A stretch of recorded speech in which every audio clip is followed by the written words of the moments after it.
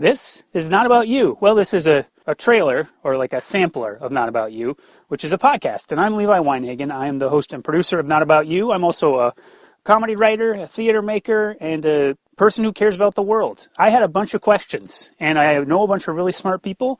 I got together with them, and we talked. These are all about identity and a bunch of issues around justice and equity. And this is going to be a sample from each of the first 10 episodes that make season 1 of Not About You. In order from 1 to 10, I'm going to get right into it, and then after these clips, I will tell you about where you can find full episodes of the show and give you more information. Thanks for checking it out. This is Not About You.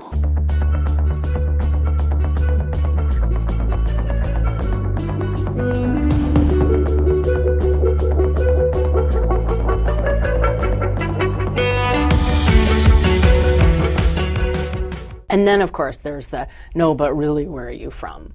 And so, but sometimes, other people will push on that question and they'll say, no, really, where are you from? And then I'll say, oh, Berkeley, California. And then they're like, they're kind of going. Right, keep going.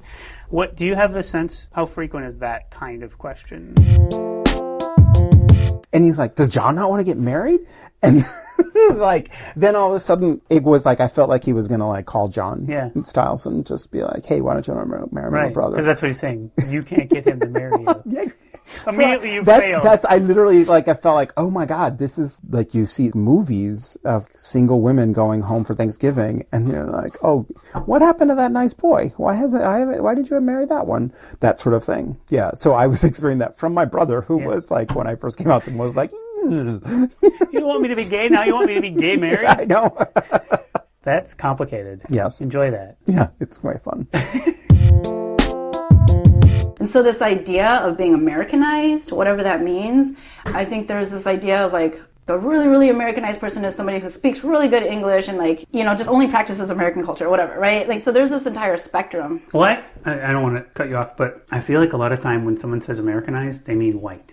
Totally. This is more white. It's a very white, yes. Rather than acknowledging American, we're not that many years away from the white not being the majority, and hopefully we'll be able to go so maybe that's not the default setting anymore? Because that's what that is. More American is normal. Is. Normal means white to a lot of white people particularly. Yeah, absolutely. That's a part of it, right? So that's...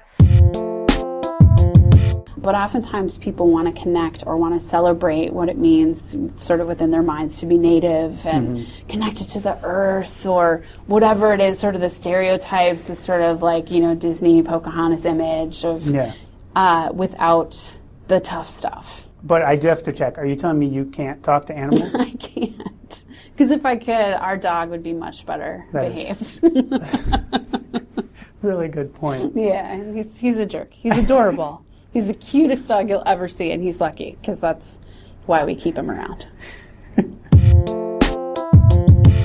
I will say that I don't think that this is a uniquely white issue, but it presents an issue in a racialized society, right? Or a society that's built on past, and current and perpetuating patterns of privilege.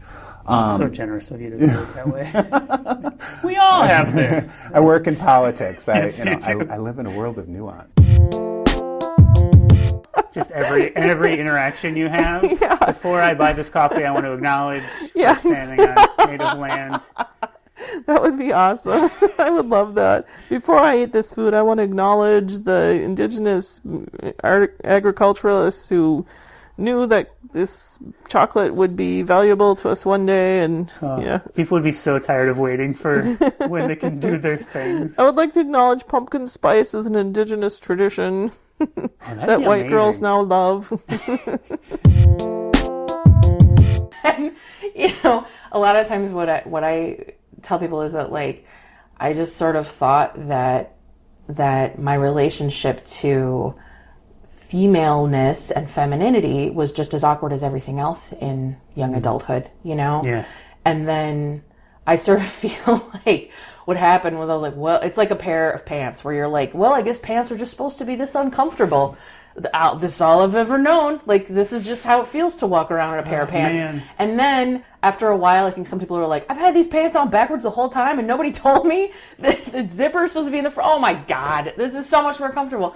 And I think for me, It's like, I've been wearing a shirt as a pair of pants this whole time. Like, no wonder these made no sense, and there's this drafty hole, and like, I should have been wearing this on top.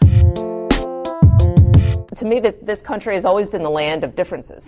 Yeah. Well, I mean, what's so new about that? We've always been different, and our ancestors went through the same thing when they came over here. You know, in Boston, they had signs that said, no Irish and no dogs.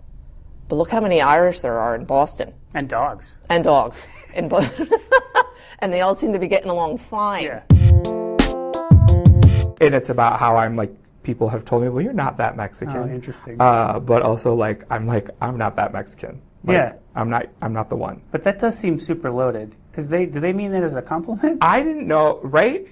It was like a You're lot not holding of, a taco right now. Is that what they're saying? It was literally like, why don't you have a sombrero? Like some kind of bullshit stuff. Yeah. It happened the most in college. Uh-huh. And sort of when I decided I wanted to like support people in their journey. Because you had to go like, I'm either going to punch this person or help move them along. Right. Like I had a choice to make. Yeah. Maybe just first, if we can figure out like what this is worth, figuring out ways to take some of that off, some of that responsibility off, or supporting, like supporting Black women in new, innovative ways that you've never thought of before that we can't tell you to do. Come together. Right, because that's the burden. Like, okay, now we want you to also figure out how we can help you. Yeah, and I'm like, I don't know. I'm drowning and trying to make the world run. You know, like, I don't know how I need help. I just know I need it, and I'm not going to ask for it. Yeah. I'm not. I don't know how to, because I don't know how to articulate what I need, but I know I'm drowning. And almost every other Black woman I've talked to lately is saying the same thing. Those are clips from each of the 10 episodes of the first season of the Not About You podcast. You can go to napod.com to find all of these episodes, or you can go wherever you get your podcasts and download and subscribe. Do it. Thank you for giving this a little try. I hope you'll go listen to an episode or listen to all 10. I want to mention the theme song for Not About You is Rebels of Our Own Kind by Twin Cities-based musician Charlie Van Stee. I hope you'll go listen to full episodes. Thanks for checking it out. I'm Levi, and this is Not About You.